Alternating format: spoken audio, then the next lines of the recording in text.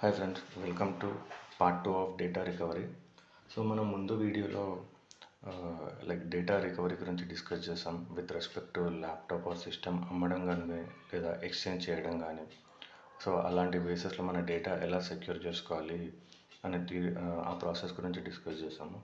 So ఈ particular వీడియోలో ఇది another context of securing the data.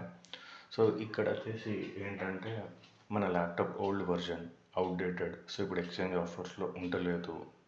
But మనం కొత్త ల్యాప్టాప్ కొనుక్కుంటే పాత ల్యాప్టాప్ కూడా ఆల్రెడీ ఒకటి ఉంటుంది, స్పేస్ ఇష్యూ, అట్లా డిఫరెంట్ రీజన్స్తో చూసుకుంటే మనకు ఓల్డ్ ల్యాప్టాప్ వద్దు అనుకుంటే జనరల్గా majority of the people thought process ఎలా ఉంటుంది, అరే ఎవరెవరికి ఇచ్చేద్దాం లేదా స్క్రాప్కి తీసేద్దాం అనే తీరులో ఉంటారు.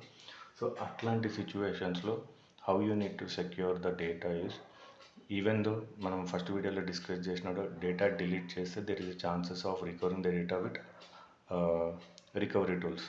సో ఇలాంటి సిచ్యువేషన్లో మనం ఏం చేయాలంటే మనం ల్యాప్టాప్ ఏదైతే మనం తీసేయాలనుకుంటున్నామో అది ఎవరో ఒకరికి ఫ్రీగా ఇచ్చేద్దాం అనుకున్నాం.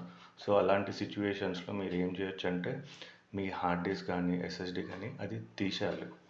మీరు మీ ల్యాప్టాప్ ఓపెన్ చేసుకొని దానికి స్క్రూస్ ఉంటాయి. సో అది ఇప్పేసి హీటర్ గన్తో యూటిలైజ్ చేయండి. ఇన్ కేస్ ప్రాపర్గా లోపల మీకు తీయలేకపోతే సో అది మనం ఓన్గా తీసేసుకోవచ్చు. లేదు మీకు అవ్వట్లేదు, డ్యామేజ్ అవుతుంది అనుకుంటే నియర్ బై ఏదైనా హార్డ్వేర్ షాప్కి వెళ్తే వాళ్ళని ఇలా తీసేయమంటే వాళ్ళు తీసి ఇచ్చేస్తారు. సో అలా తీసేసి మీరు ల్యాప్టాప్ ఇచ్చేసిన సో మన డేటా సెక్యూర్డ్ ఉంటుంది. సో ఎవరికైనా మీరు ల్యాప్టాప్ ఫ్రీగా ఇచ్చేయాలనుకుంటే అలా ఇచ్చేసుకోవచ్చు. సో ఆ పర్టికులర్ పర్సన్ ఎవరికైతే మీరు ఇస్తారో వాళ్ళు బయటికి వెళ్ళి ఎక్స్టర్నల్ ఎస్ఎస్డి కానీ ఏదైనా కావాలనుకుంటే ఆ పర్టికులర్ స్లాట్లో వాళ్ళు వేసుకోవచ్చు.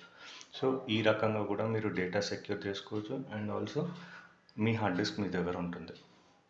So if you like this video, please do share and subscribe. Thank you.